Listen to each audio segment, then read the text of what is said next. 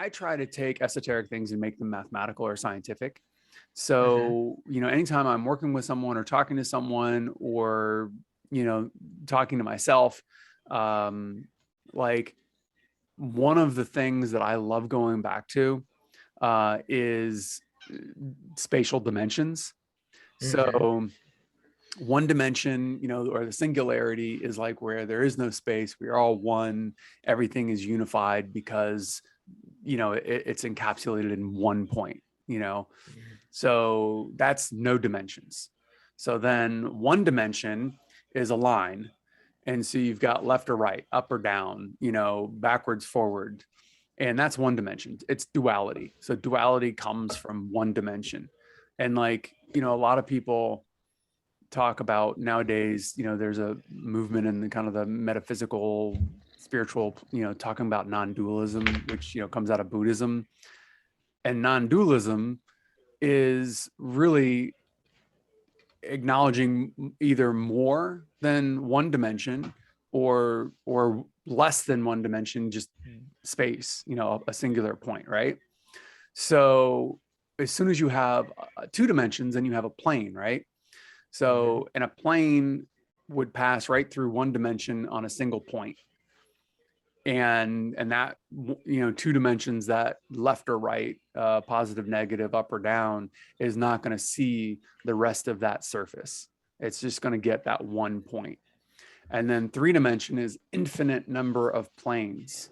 So infinite numbers of side to side, backwards, forwards, up or down. So that would be three dimensions, which is infinite two dimensions and infinite, one dimensions. So you've got infinite duality, and it creates, if you think of like platonic solids, it creates, and you think of the infiniteness of it. If you're trying to look at everything, it creates like a fractal, math problem, or like a box of mirrors or something like that, because everything is just kind of, light reflects things. And so if you're trying to look at each individual one dimension or plane, or a space within a three dimension within a three dimension, then it's getting a little bit long, but I'm like, I know where you're at. I'm like, I'm going to see you pull this back to Hellraiser somewhere. It's coming back. Hellraiser is actually part of the reason why I have this conception. Really? Enough. Yeah.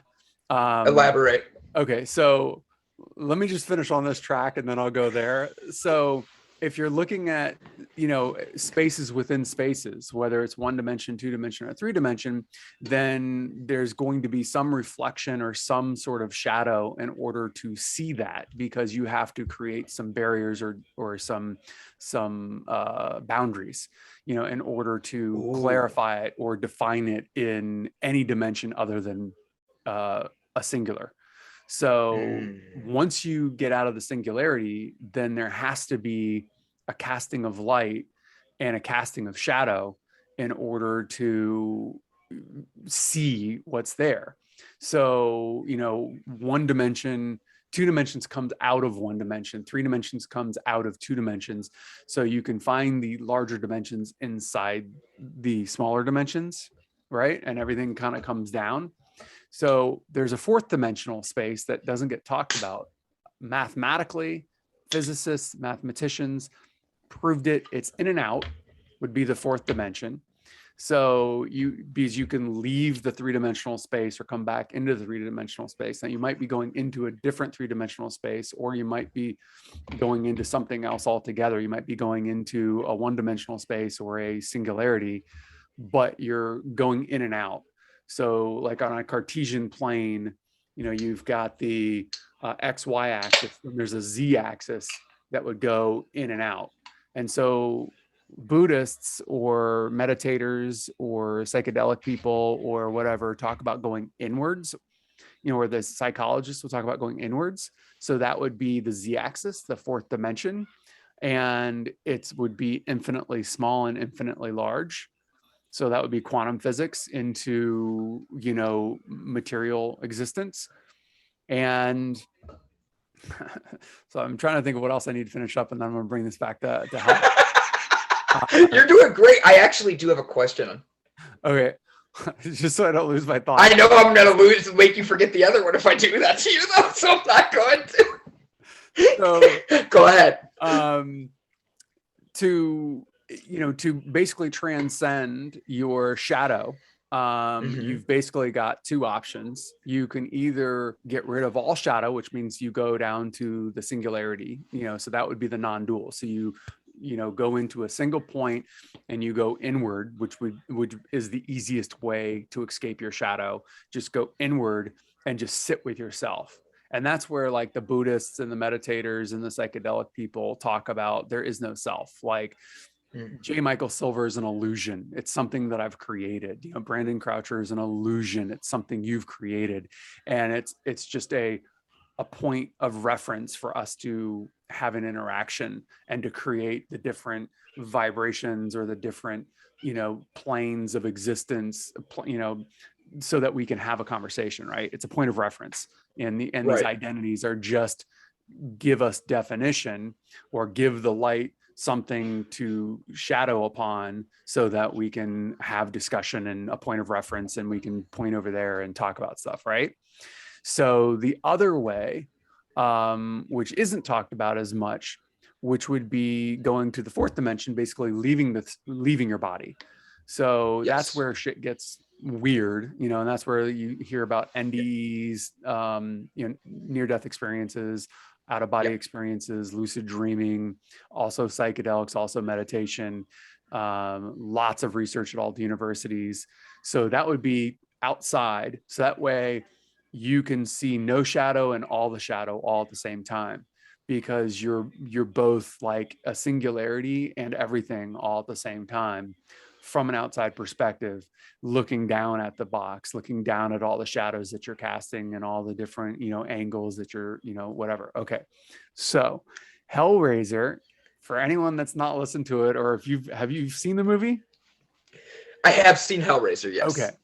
So it's a puzzle. It's the mythology is all based around this puzzle box, and the puzzle box, was imbued with, demonic powers, and it's a fourth dimensional portal basically. And when you solve the puzzle box, it opens up into another dimension. So that's the movie. So, when I was, this would have been back in the 90s when the movies came out. I watched those films, and I'm not a horror fan.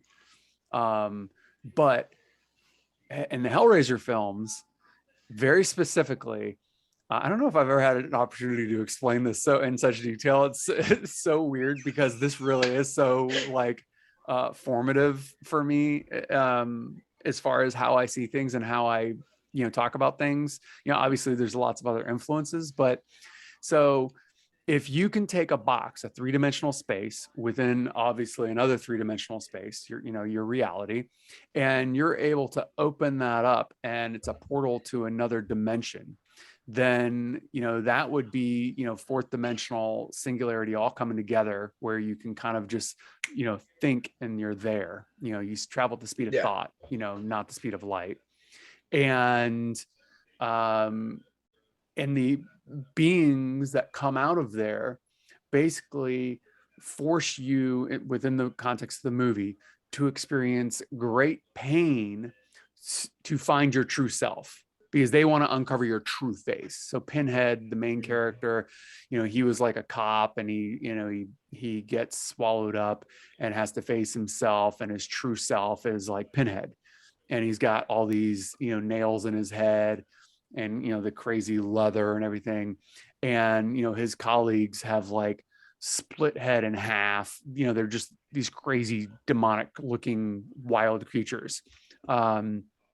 And they define that as the true self of these beings. And essentially what they're talking about is pain is an illusion. So, and once you succumb to the pain becomes joyful. And once you experience the joy of the pain, you can't be hurt anymore. And that's when you find your true face. So, I mean, if you think about it like that, yes, it's a horror film, and yes, everyone in it that's not a quote unquote demon is trying to escape this, and they're trying to shut down the box, and they're trying to hide it, and they're trying to keep it from people, using it. But from the demon's perspective, they have made their peace with the pain of life and existence, physical pain, emotional pain, and they've made their peace with it, and they just accept, you know, and this would go into our modern, like, you know, body image stuff. You're as beautiful as you feel. You're as wonderful as you feel. You may see me as a disgusting monster or a fat slob or a this or a that or a whatever. But in reality, I'm this amazing creature that transcends time and space and has the ability to look, you know, whatever way I want. And it's appealing to me because it's my true face. And if you don't like it and you think it's grotesque, that's your problem. But let us show you the light. Let us show you how magnificent you can be. This is all kind of Hellraiser stuff, but it's applicable to our life. And, you know, so that would be the shadow work. You know, Clive Barker masterfully basically says, you know, face your fears.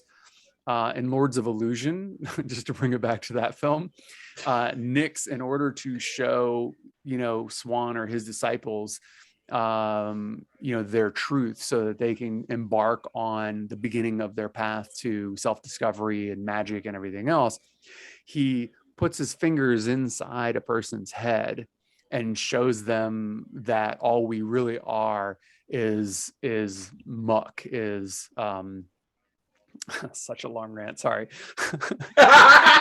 You're good. I'm understanding, and I'm actually so there's parts of it where I'm picturing in my head where this would look really cool as like a doodly explaining how your brain works and all that. Like, you explaining that was really well, like, broken down, and it's only been a few minutes. Like, for real, it wasn't that bad at all. I'm picturing it as like a doodly because of the fact that you explained something that is very deep, that a lot of people don't understand, and they, like we said, and you broke it down into such a simple thing, and it's about you. It's about looking inward. Want more? Check out this clip or the full episode, and don't forget to leave a comment. If you want more conversations and clips, check out our channel. Thanks for listening. See you next time.